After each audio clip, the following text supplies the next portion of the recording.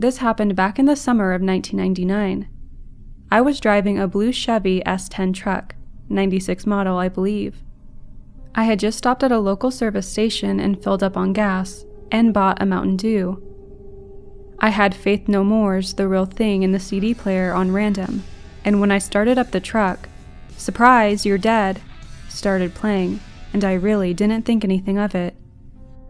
I was turning left onto the highway, so I looked right to make sure it was clear. There was a log truck about a quarter mile down, plenty of time to make it. This is where reality went wrong. I pulled out onto the lane, and just at that moment I did, I thought the earth had exploded. The entire world was spinning in a storm of dust, sparks, and screeching metal. The truck's air brakes bellowed like a nightmare creature as it obliterated the front of my vehicle, spinning it counterclockwise and then crushed the S10's bed. I came to a sudden stop, stunned by the experience. The dust and smoke outside the truck obscured all around me. I pushed at the door, not even noticing the ease in which it opened, and I stepped out into the muddy ditch. I was finally able to see it. I was a good 20 feet to the left of where I had been. The log truck was about 50 yards away, upside down, and looking as if it had hit the ground like a meteor, the earth around it pushed away and slightly smoking. People came running to both vehicles, talking to me, telling me to sit down in case I had a concussion or internal injuries. Emergency crews arrived shortly, cutting the other driver out of the cab of his truck. I later found out that he was injured pretty badly: broken legs, fractured collarbone, lacerations from broken glass, diesel poisoning. It had poured down on him while he was upside down in the truck. I didn't have a single scratch, bruise, or hair out of place. I hadn't even been wearing a seatbelt. I looked at my truck, and the cab section was completely undamaged. No glass broken, no dents, no scratching. The side mirrors were still in the right placement. The front and rear of the truck were completely destroyed. The rear was nearly severed from the rest, and one of the wheels was in a ditch a few feet away from me. By all rights, I should have been dead. After the accident was investigated, they ruled it that the circumstances were unable to determine if either one of us was clearly at fault. The strangeness of the log's skid marks from where it hit the brakes estimated that it had to be going around 60 miles per hour when it hit, but the marks left by my truck and the trailer estimated that it had to be moving much, much faster, in excess of 100 miles per hour. There was no way, as far away as it was down the highway when I looked right, that it could have closed the distance and time it took me to ease out onto the highway. No way. No way that my truck should have not had every bit of glass shattered and the cab destroyed. Did I space out just long enough for it to get that far?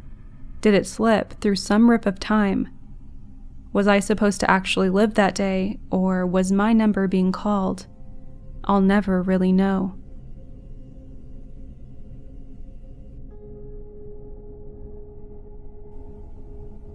I have never been a great timekeeper and was often late for things. This particular evening, I had to arrange to take my girlfriend to the cinema, but I had got home from work a little late, and by the time I left home after getting myself ready, we didn't have long to get to the cinema before the film's start time. I jumped into my car, a 92 Fiat Punto, which was extremely common in the UK at the time for young drivers, as they were cheap to insure, and put my foot down a little to try to claw back some time. I turned a corner a little too fast onto the last straight road to my girlfriend's house. To my surprise, the road was clear of traffic this evening, so I kept going a little faster than I should. I reached down to skip the track on my stereo and look back up, and I suddenly see halfway down the road a figure had appeared out of nowhere. The figure stood in the middle of the road, holding his hand out for me to stop. As I get closer, I noticed it was a police officer, and I thought, oh shit. I slow my car and I pulled over to the side of the road to stop. I opened my window and the officer walks to me, and he asks me in a stern voice to exit the vehicle and come to the back of the car. I got out as instructed, and he starts asking me questions. Where I was going, where I was coming from, how long had I been driving, the usual. He then asks me about the excessive speed on the road, and I apologized and explained that I was late picking up my girlfriend. Not that it was an excuse, and I expected him to give me a ticket on the spot. The police officer then pulls out a small notepad and a tiny pencil. He scrolls through a number of pages with lots of notes that I didn't catch, until he finds a blank page. As his head was down, looking at his pad, he asks me for my number plate. I read it out to him and he jotted it down. And once finished, he looks up at the plate and asks why my number plate was yellow. I explained it came with the vehicle. He then asks me what the make and model was. As mentioned above, it was a Fiat Punto, to which the officer said, "Never heard of that model before," and he added it to the notebook. He puts his notepad and pencil away in his jacket, and it's at that point that I notice his uniform. It wasn't the type of uniform we had in the early 2000s in the UK, but rather something much more old-fashioned from the 50s or 60s. The helmet, buttons, and boots, everything was in pristine condition. The officer then explains he would take his notes back to the station this evening, and that he and the other officers would keep an eye out for me in my speeding. He then said I should also get my rear plate changed back to the standard black color, otherwise I may get a fine next time. He then gave me a warning and wished me on my way. I jump back in my car, put on my seatbelt, and look in my rearview mirror as I pulled away. I glance forward for a couple of seconds and then look back in my mirror, and the officer was gone. I had a clear view of the road behind me on either side, as it was a straight road, but the officer had vanished into thin air. It wasn't until I got home after the cinema that I started thinking about what happened, and something didn't match up. My first thought that it was someone in a fancy dress, but the uniform was much, much better quality, and well looked after to be a cheap fancy dress. I then thought about some of the comments, and wondered about where this officer may have come from.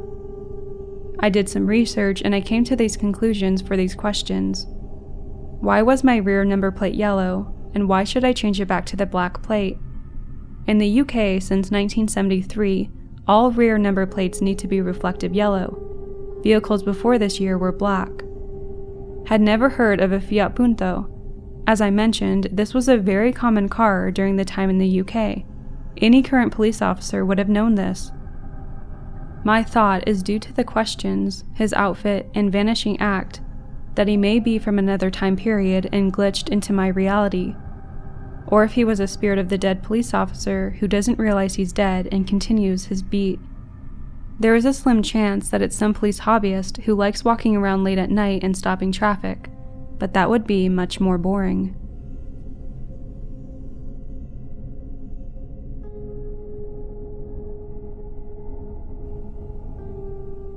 This happened just before lockdown here in the UK. My parents had bought a barn conversion up on the coast of West Wales, and those of you who know the area know how narrow the lanes are and how isolated it can be. My dad and I decided to go to the local Morrisons, which is about a 25-minute drive away from the house, and consists of mainly country lanes and back roads. It was getting dark, and my dad was driving slightly too quickly for the conditions in his Range Rover, which takes up the entirety of the lane. There's only about half a foot on either side of the car when this tractor appears out of nowhere when we make the bend to go over the bridge. My dad slams on the brakes and I close my eyes. We were going about 50 miles an hour and the tractor was so close that there was no way we could have avoided the impact. But rather than crashing, our car turned off completely. We had a complete electrical failure, and when opening my eyes, the tractor wasn't in front of us anymore. Rather, it was behind, still moving down the road. My dad's car turned on by itself, and we both looked at each other pale-faced. There was no way it could have gotten around us, and there was no way we could have avoided impact.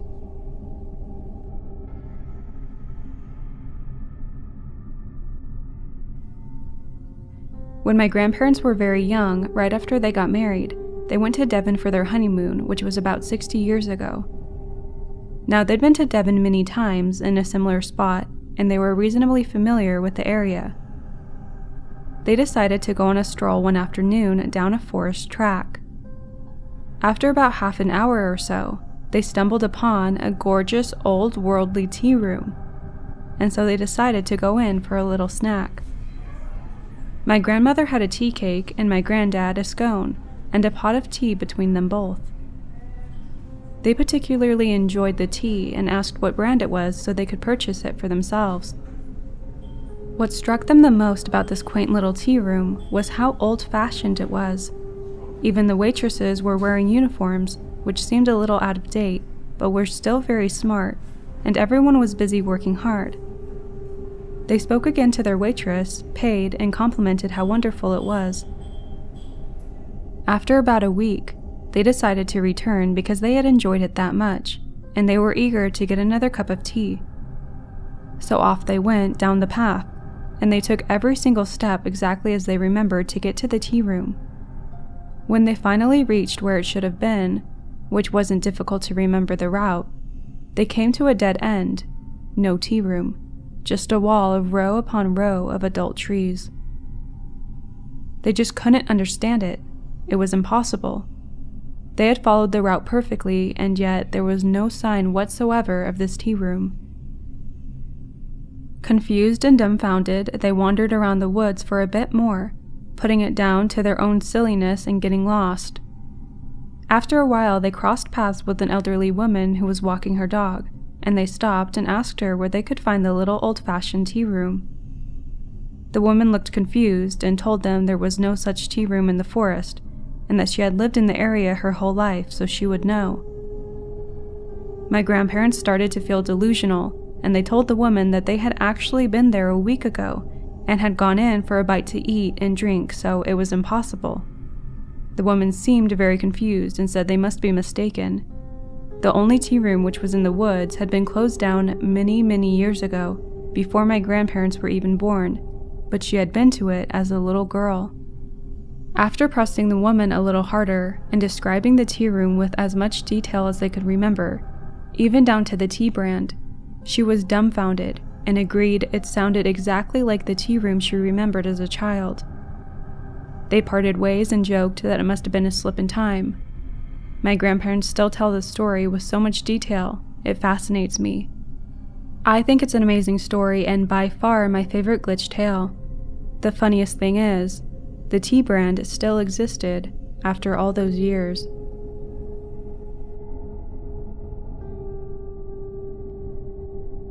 This happened years ago, but I still remember it like it happened yesterday. I was with my boyfriend at the time, waiting for a bus on a really long main road. As we were waiting, I happened to see an old lady walking in our direction from ages away, and something about her caught my attention. She was small and old, but was hobbling towards us so quickly, and with what seemed to be such purpose. I don't know why, but I just felt like she was looking straight at me, even though she was kind of far away. As she got closer, I noticed that she was indeed looking at me, with a warm smile on her face, slightly out of breath. She was just full-on staring at me. She crossed the road and walked straight up to me as if she had known me for a lifetime. She put her arms on my shoulders and told me, "You are the sole proprietor of your own body." She just stood there smiling at me. She seemed relieved, as if she had just made it in time to give me this message. It wasn't creepy at all, just a bit confusing, and so I asked her if she would explain what she meant. She simply said, "Nobody can touch you if you don't let them, my dear. It's your body. Nobody can put their hands on you if you don't allow it." And just like that, she left. Literally that same day was the first time my ex was physically violent with me. This always stuck with me. Not saying she was an angel or something like that, but maybe she was just an old lady with really good timing. But it's something that I've never forgotten.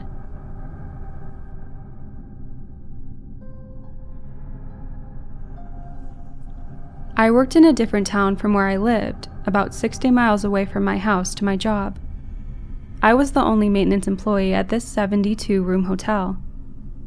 I almost always wore my ring regardless of what task I was doing, as my mom gave it to me, and it holds quite a bit of sentimental value. I know I had it that day, as I took it off when I had to add more bromine to the hot tub feeder.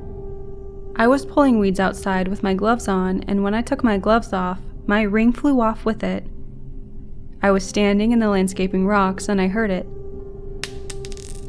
I start looking in the general area it fell off, and I couldn't find it. It's gold and these rocks are white, and fairly flat. I gave up and decided that it was under some rocks, and I just had to get a metal detector to find it tomorrow. I didn't think anybody was going to go digging in the landscaping rocks anyway. I got home later that night, still thinking about the metal detector, and then there it is. My ring. It was covered in dirt and everything, and was sitting on the chair that I always sit in.